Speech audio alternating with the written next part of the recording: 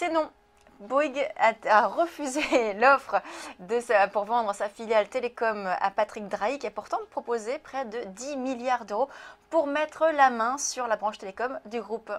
Et oui, c'est peut-être un nouveau feuilleton de l'été qui s'annonce, Lucie, résumé des épisodes précédents. Donc ce dimanche, on apprenait l'incroyable surenchère du patron d'Altis, qui détient déjà SFR, Numéricable, et qui propose pas moins de 10 milliards d'euros pour acheter Bouygues Télécom. Or, 10 milliards, c'est près de 90% de l'ensemble du groupe Bouygues.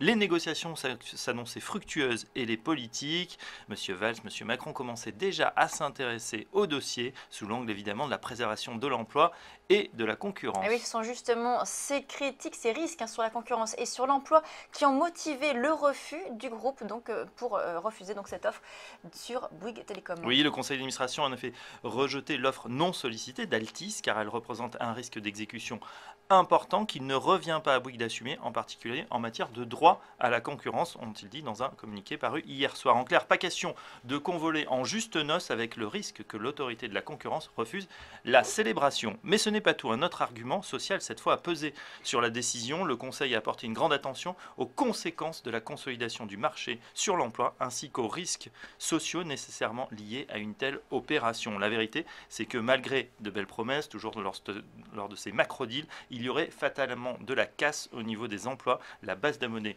de Bouygues, estimée à 10 millions de clients, pouvant se gérer avec la structure déjà existante chez SFR Numéricable.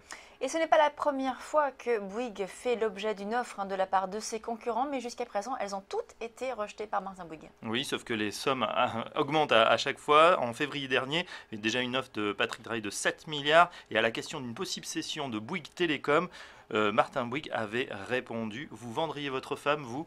Donc refus catégorique et réponse assez sèche qui prouve l'attachement du PDG à son bébé. C'est en effet lui qui, dans les années 90-94, s'est battu en interne pour que le groupe présent dans le BTP et les médias, TF1, se diversifie dans la téléphonie mobile avec succès puisque Bouygues Télécom était devenu la cash machine du groupe avant évidemment l'arrivée du trublion Free qui a bouleversé les équilibres en lançant la guerre des prix.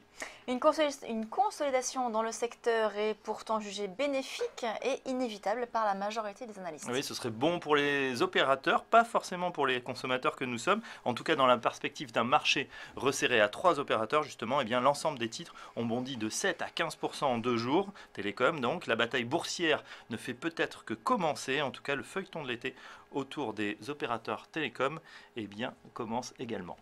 Sa femme ou son bébé alors finalement, Bouygues Télécom? Moi, j'ai eu sa femme.